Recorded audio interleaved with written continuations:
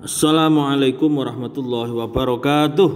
Apa kabar anak-anakku semuanya? Semoga kalian tetap sehat dan semangat untuk melanjutkan pembelajaran kita. Oke anak-anakku semua, langsung saja pada kesempatan kali ini kita akan melanjutkan pembahasan kita tentang bagian tubuh hewan dan fungsinya bagian 2. Oke, kita langsung saja kita mulai dengan membahas tentang burung. Ya, kemarin baru sampai pada bagian-bagian tubuh dan fungsinya. Hari ini kita tambahkan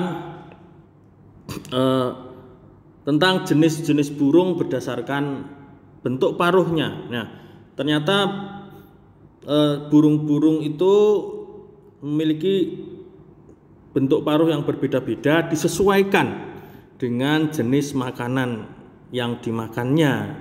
Oke, berikut ini ada beberapa bentuk paruh burung sesuai dengan makanannya. Yang pertama, bagian kiri bawah itu burung pemakan biji. Ya, contohnya adalah burung nuri. Itu memiliki bentuk paruh yang pendek, tebal dan runcing. Ya, di mana fungsi paruh tersebut adalah untuk memecah biji-bijian. Kemudian ada burung pencari makan di tempat berlumpur. Nah, ini bentuk paruhnya adalah panjang, kemudian melebar atau lebar dan berlamela, atau memiliki semacam bentuk sisir ya, untuk menyaring makanan di dalam lumpur. Karena makanannya di dalam lumpur maka harus disaring, jangan sampai lumpurnya ikut termakan. Maka memiliki paruhnya itu memiliki lamela atau sisir yang berfungsi untuk menyaring makanan dari dalam lumpur. Contoh hewannya adalah bebek dan itik, kemudian ada angsa juga. Ya. Kemudian burung pemakan daging, ini yang paling bawah, gambar paling bawah kanan pojok. Bentuk paruhnya adalah tajam, ya. Bentuknya tajam, runcing dan membengkok di bagian ujungnya. Ya. Paruhnya itu sangat kuat, ya. Kuat, tajam, runcing dan membengkok di bagian ujungnya. Nah, yang mana membengkok di bagian ujungnya itu berfungsi untuk mengoyak atau untuk menyobek-nyobek daging hasil buruannya. Nah, contoh burung pemakan daging adalah burung elang, kemudian burung hantu. Nah, itu memiliki bentuk paruh yang seperti itu, yang kuat, tajam, melengkung di bagian ujungnya. Kemudian berikutnya ada burung pemakan ikan. Nah, itu gambar di kanan atas. Contohnya adalah itu burung pelikan. Ya, burung pemakan ikan memiliki bentuk paruh yang panjang dan berkantong. Ya, mulutnya itu paruhnya itu berkantong yang berfungsi untuk menyimpan hasil tangkapan ikannya, untuk menyimpan sementara sebelum ditelan. Nah, itu bentuk paruhnya seperti itu. Menyesuaikan bentuk makanan ikan, bentuk makanannya yaitu ikan kan memanjang. Ya. Jadi saat menelan ikannya tidak keluar lagi. Oke. Kemudian burung pemakan madu atau nektar. Nah, ini di bagian kiri kecil burungnya. Ya, bentuk paruhnya panjang dan ramping. Nah, panjang dan ramping. Nah, di mana itu berfungsi untuk menghisap nektar di dasar bunga. Nah, contohnya adalah burung kolibri. Jadi burung itu memiliki bentuk paruh yang berbeda-beda menyesuaikan jenis makanannya. Kemudian selain bentuk paruhnya yang berbeda-beda, burung juga memiliki bentuk kaki yang berbeda-beda. Ini juga disesuaikan dengan jenis makanan dan cara memperolehnya, ya. Bentuk kaki burung menyesuaikan jenis makanan dan bagaimana cara memperoleh makanan tersebut. Oke, langsung saja. Yang pertama, gambar ayam. Nah, ayam itu bentuk kakinya mendatar, dan kecil. Nah, ini adalah bentuk kaki pengais, ya. Mengais atau apa ya? mengais-ngais di tanah untuk mencari makanan, ya. Menggaruk-garuk tanah, ya, untuk mencari makanan. Bentuk kakinya atau cakarnya mendatar, ya, kukunya biasa tidak melengkung. Kemudian bagian bawahnya adalah kaki perenang. Ini adalah burung yang mencari makanan di air atau di lumpur. Nah, bentuk kakinya khusus, ya, kakinya berselaput, ya, antara jari-jari cakarnya itu ada selaputnya. Nah, ini berfungsi untuk berenang, ya, sebagai pendayungnya, pengayuhnya untuk berenang, dan untuk mencari makanan di lumpur agar tidak terjerembab di dalam lumpur. Nah, contoh hewannya adalah bebek, angsa. Nah, itu memiliki kaki yang berselaput.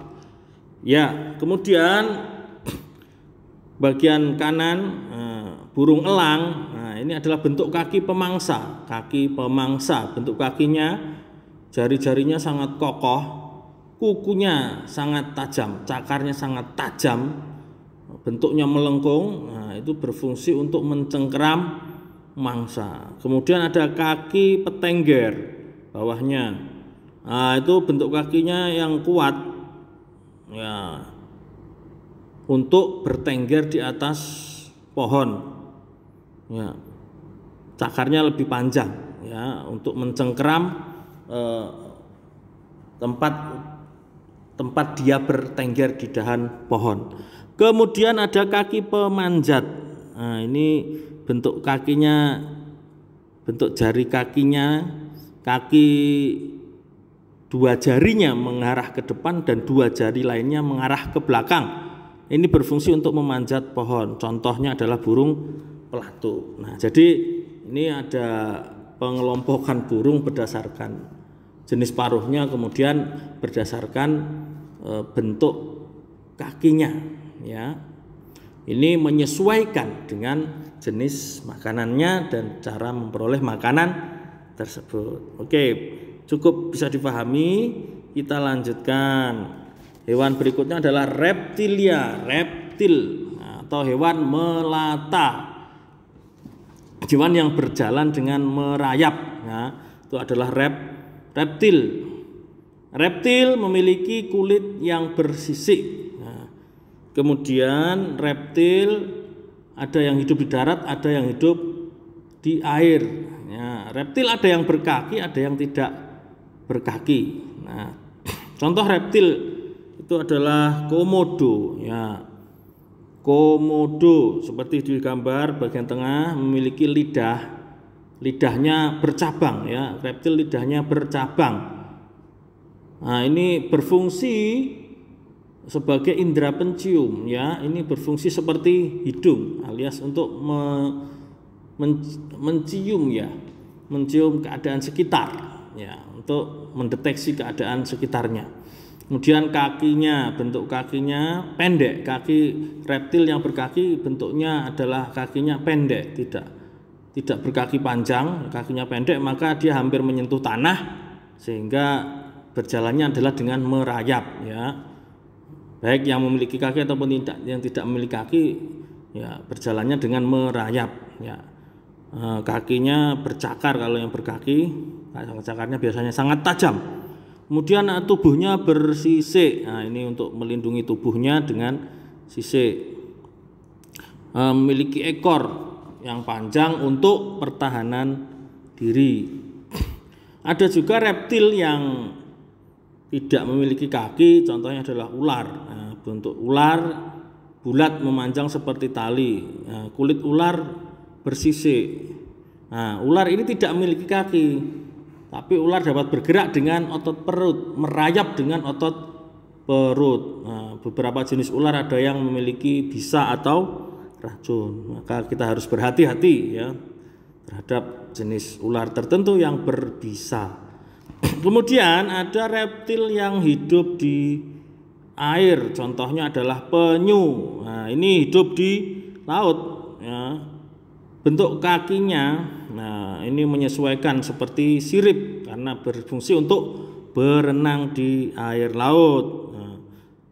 Reptil penyu ini hidup di laut, akan tetapi saat meletakkan telur-telurnya, ya saat bertelur diletakkan di tepi pantai, kemudian menetas dan anak-anak penyu itu akan berjalan menuju ke laut, ya. Kemudian ada contoh lagi, reptil adalah kadal, tokek, dan cecak. Nah, ini memiliki kaki yang khusus, yaitu yang kaki yang ada perekatnya, semacam perekat yang dapat menempel pada tempatnya merayap. Oke, ya itu sekilas tentang reptil. Kita lanjutkan. Hewan berikutnya adalah amfibi. Nah, amfibi ini merupakan hewan yang hidup di dua alam, yaitu dapat hidup di darat maupun dapat hidup di air. Nah, contoh yang sering kita temui reptil amfibi itu adalah katak, ya. Kita ketahui katak saat masih pada fase berudu atau kecebong, dia hidup di perairan. Kemudian setelah dia dewasa baru dapat hidup di darat. Kan tapi dia suatu saat juga bisa hidup di dalam air juga, ya, di darat dan di air dia tetap bisa hidup. Pada umumnya hewan amfibi ini mengalami metamorfosis, yaitu perubahan bentuk dan fungsi tubuh sejak hewan muda hingga dewasa. Nah, ini perubahan atau metamorfosis pada katak dimulai dari telur kemudian menjadi berudu. Nah, berudu ini hidup di dalam air, punya ekor, berfungsi untuk pergerakan saat berenang. Kemudian berudu berkaki 2 berkembang menjadi berudu berkaki 4, berkembang lagi menjadi katak muda yang masih berekor. Kemudian tumbuhlah menjadi katak dewasa. Nah, katak dewasa bagian tubuhnya itu ada kaki belakang lebih panjang dari kaki depan untuk melompat, ya, fungsinya karena dia berjalan dengan melompat, kaki belakangnya lebih panjang dari kaki depannya. Kemudian ada selaputnya, kakinya ada selaput untuk berenang. Kemudian ada gendang telinga, ada kulit yang selalu basah dan licin. Ini untuk membantu dalam pernafasan katak. Ya, kaki depannya lebih pendek dari kaki dari kaki belakangnya.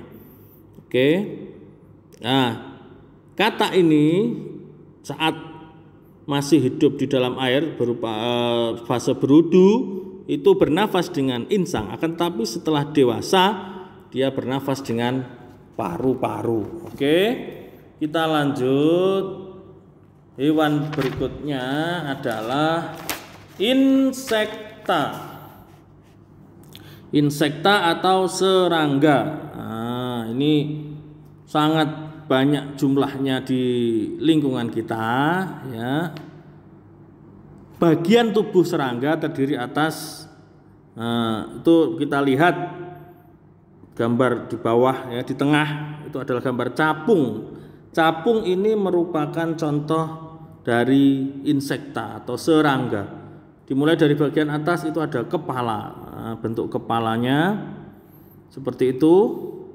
Kemudian ada kaki, ya.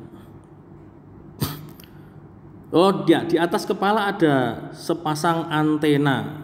Nah, antena sebagai alat indera untuk peraba dan pencium. Nah, karena dia tidak memiliki hidung, penciumannya pakai antena, ya. Ada sensor di antena itu. Kemudian matanya, mata si serangga itu adalah mata majemuk atau faset yang dapat melihat ke arah yang berbeda-beda. Kemudian bagian kaki sebanyak 3 pasang alias ada 6, ya, depan, tengah, belakang. Nah, ada 3 pasang kaki, sepasang antena, 3 pasang kaki, kemudian 2 pasang sayap. Nah, sebagian besar serangga memiliki 2 pasang sayap. Ada juga sebagian serangga yang tidak memiliki sayap, misalnya kutu semut rangrang itu tidak memiliki sayap. Nah, ada yang unik daripada serangga atau insekta ini adalah bagian mulutnya. Nah, bagian mulut serangga itu berbeda-beda atau bermacam-macam menyesuaikan jenis makanannya. Nah, di bagian paling bawah itu ada 1, 2, 3, 4 macam bentuk mulut serangga. Bagian gambar A, itu keterangannya di atasnya adalah mulut penghisap dan penusuk. Nah, ini contohnya adalah pada nyamuk, di mana nyamuk itu menusuk dan menghisap darah, misalnya manusia atau hewan lainnya. Ya, untuk mendapatkan darah, mulutnya berbentuk lancip, ya. Ini berfungsi untuk menusuk dan sekaligus untuk menghisap darah. Ya. Kemudian ada mulut penggigit dan pengunyah. Nah, gambar B. Nah, itu misalnya pada belalang. Nah, belalang kita ketahui memakan daun-daunan, maka mulutnya harus dapat menggigit daun kemudian mengunyahnya agar dapat memakan daun tersebut dengan baik, ya. Maka bentuk mulutnya seperti itu, gambar B, berfungsi untuk menggigit dan mengunyah, kemudian untuk memotong daun. Lanjut, gambar C itu adalah mulut yang berfungsi untuk menjilat atau mulut penjilat. Contohnya adalah pada lalat. Lalat itu suka menjilat hal-hal yang dihinggapinya, maka bentuk mulutnya menyesuaikan seperti itu, ya. Kemudian terakhir, ya, mulut penghisap. Nah, ini contohnya adalah pada kupu-kupu, kemudian lebah, ya. Ini untuk menghisap madu atau nektar. Nah, bentuk mulutnya menyesuaikan, ya, sesuai dengan makanannya. Oke, saya kira itu pembahasan kita tentang bagian tubuh hewan dan fungsinya. Nah, ini perlu kita pelajari agar kita dapat memperlakukan, ya, hewan atau makhluk-makhluk di sekitar kita dengan bijaksana, dengan baik, ya, untuk kebaikan kita dan untuk kebaikan lingkungan kita. Oke, demikian materi hari ini, semoga dapat kita peroleh manfaat yang sebaik-baiknya. Amin Allahumma amin. Oke, demikian. Wassalamualaikum warahmatullahi wabarakatuh.